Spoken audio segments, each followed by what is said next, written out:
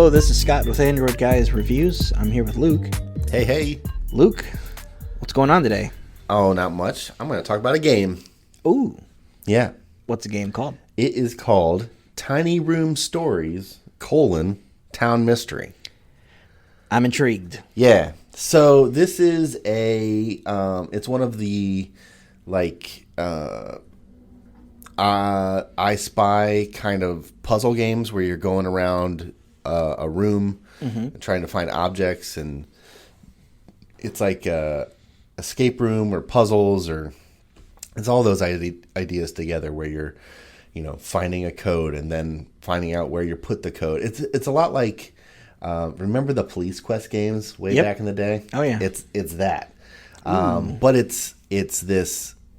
It feels a lot. The art style actually feels really similar to those style of games. It's very, it's kind of like low poly, but there's some 3D element to it where it's kind of an isometric 3D, and you can actually swipe left and right to turn the rooms. Okay. And so as you turn the room, you'll see another wall, and then all of a sudden on the other wall, you have you'll have like a cabinet that you can interact with. And then if you swipe to the other wall, there's a chest with a drawer, and you open the drawer and tap on, the papers in there, and it moves a paper and you see a code for a lock. And so what you're doing is you're going around, and there's a story. You're going around trying to solve this mystery, this town mystery. And by interacting with these different levels, and you'll go, like the very first one is you pull up in your car into the town, and there's a gate, and before you can get into the gate, there is like this guard room, and you have to go in and find the code and then reconnect the gate because the power's off on the gate. And so you're going through and trying to find all these things, and you get tools, and they go into your little inventory, and you get a key. And so you're going through and saying, okay, I have this key. Where does this get used? Oh, well, it's not until I actually get up onto the roof of this thing where I need the key. And then you open it, and you have to plug something in. And so it's one of those style games where you're just going through and kind of looking for different things, trying to just tap and interact with almost everything. And not everything gives you something, but almost everything can be interacted with. So if you tap on like a coffee pot, it'll say coffee's cold, but it won't. There's no clue. Yeah, nothing revealed. You didn't need to use that. You didn't need to touch. But it recognizes that you tapped it on a coffee. Yeah, or like you'll tap on a computer screen, and it'll say power's off. Mm-hmm. So you'll know. Oh, okay. Well, maybe I have to try and get the power on. Okay. And it's cool because it doesn't give you, when you start the game, it didn't really give you the instructions of swipe left and right to go around the room.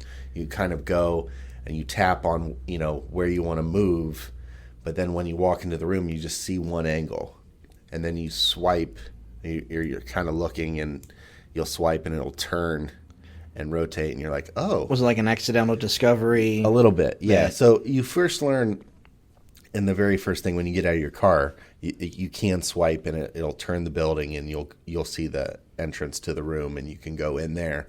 But it doesn't give you this, hey, here's how you move around, and here's how you interact with things. It's very intuitive. I was doing it without even really thinking about it, and it's cool so far. I mean, I'm not very far in the game. I'm still in Act 1, and there are 3 acts.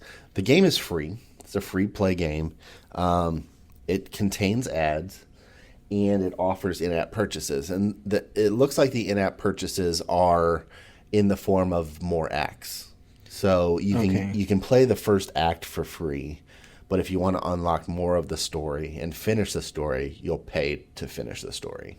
Okay. And when you pay to finish the story, it also removes the ads. So the ads happen after you finish a level, it'll play an ad. Or if you're stuck somewhere, you'll say you can ask for a hint. and you'll watch an ad, and then it'll give you a hint. So you don't just sit there for a long period and then the game finally starts pointing some hand at this, like, oh, I should try that. Yeah. Nice. It won't prod you. It'll just say, it'll pop up. And do you want help? Do you want a hint? Oh, nice. And all you have to do is you watch an ad, and the ads are like almost a minute long. Okay. So it's a decent, ad size. It's not like a little 30-second or 20-second ad. Are those really the only ads you see? That's the only thing I've seen so far. Okay. Is if you want a hint, and then after every single level, there's an ad. Okay. But like I said, you can purchase. I think it's like $250, unlocks the whole rest of the story and removes the ads. So essentially, you get a premium game for $250. Right. And it's a fun, discovery puzzle kind of game. Do you feel like you get enough representation of that kind of picture on a phone with like the rooms and the layouts? Yeah, because it's a pretty low poly. I mean, it's very well designed and it looks visually interesting, but it's not anything super busy. It's not like there's too much happening on the screen because you can only see one angle at a time, and when you swipe is when the room turns. Okay. And so you're, essentially you only have a limited view at a given time. Cool. I was pleasantly surprised with this game. I was looking up puzzle games, and this popped up, and it has good ratings. And I looked at the screenshots, and I was like, "I'll try this. This looks kind of reminds me of a little bit of like Uncanny Valley kind of idea, but way more, I guess, realistic style, not as fantasy based, but still isometric and low detail. Can you just hop in, play one act, and hop out? And and play as much as you want. You can stop in the middle of it. You don't have. I mean, you can just hop out whenever, and there's no time limit. I haven't run into like any sort of like interaction where you have to avoid any enemies or anything like that. I haven't run into anything like that. So it's almost like it's almost like Myst or those games where you're playing by yourself. Right. So yeah. That's cool, man. It sounds like the kind of game I'd be into as well. It's really fun. Let's score it. All right, let's do it. What would you give it for features? Features is a 3.5. Okay. And that's because there's really not much more than the actual gameplay. Okay. There isn't any, side quest gameplay. There's no like different. You're going through. You don't have a character whose abilities can be improved. No, it's. I mean, I keep going back to Police Quest, and that's like probably one of the oldest things that probably a lot of people haven't played Police Quest, but sure, that's what it reminds me of. You're just going through and 3.5 is a good score. Yeah, 4 puts it in. 4 and above is right. These are some of our favorites. Right, right on. Graphics is a 4 for me. Okay. It's like I said, it's nothing flashy, but it's done really well. Okay, and you can tell everything you're looking at. It's not like it's so low quality where you're like, what is this? This is a bed with clothes on it. It's not just a mess of colors. Right. It all feels designed. It all feels intentional, and it all fits the style of the visuals. Okay. Audio, is that something you would score on this? Yeah. So the audio's interesting. It's cool. I gave it a 4 because it feels like I'm playing, like a crime drama kind of game. It has it has that type of theme music. It's that mystery. It's got a nice bed of, intrigue. Nice. The next thing would be replay value. Mm-hmm. That's a 4 also. All right. I want to keep playing. I haven't played much of it, and I want to keep playing it. I'm gonna buy it. I'm gonna finish the story because and now I want to know what's going on, and it's cool. It's really cool. You talked a little bit about the ads kind of after levels and between, like, getting help. How would you score that? I scored that as a 2.5. Okay. One thing, and this isn't really an ad or notification, but I don't know, for some reason it kind of rubbed me the wrong way. In the very first level, you're in this guardhouse, and there's a computer, and you have to go to the computer and unlock.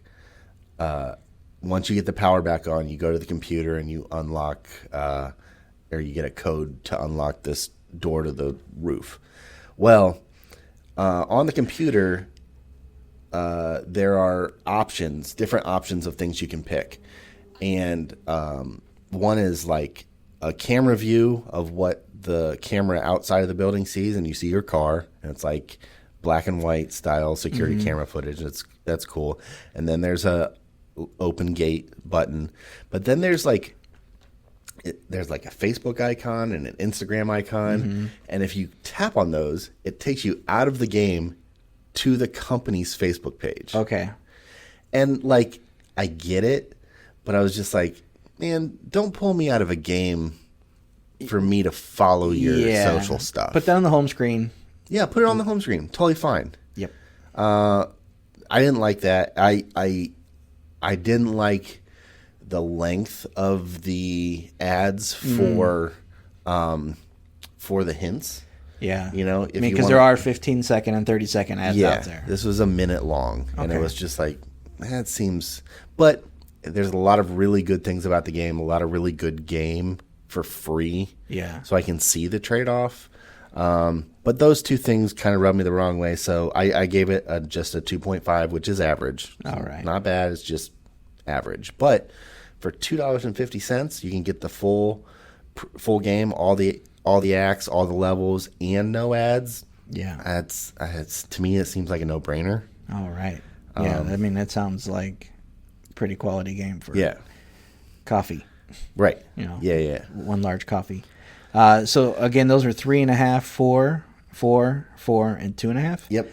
All right, that averages out to a 3.6. It's a good game. That's a pretty good game. I mean, it's averaging in the Play Store. I think it's a 4.5 in the Play Store right now.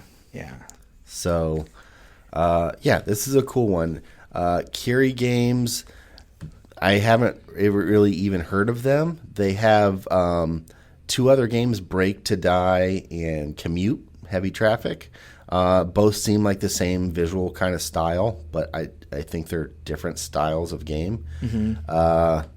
But after playing this one, it makes me want to check those other ones out. And actually, on the main menu of Tiny Room Stories, there is a link to the other games.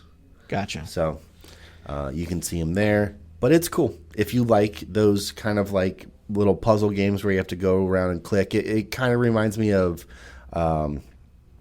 I don't know if you had played that game that came out in the last couple years. But it's that same idea. You walk around grabbing different parts of the story and trying to piece things together. Cool, man. Well, I appreciate you taking time to share your opinion. Yeah, no problem.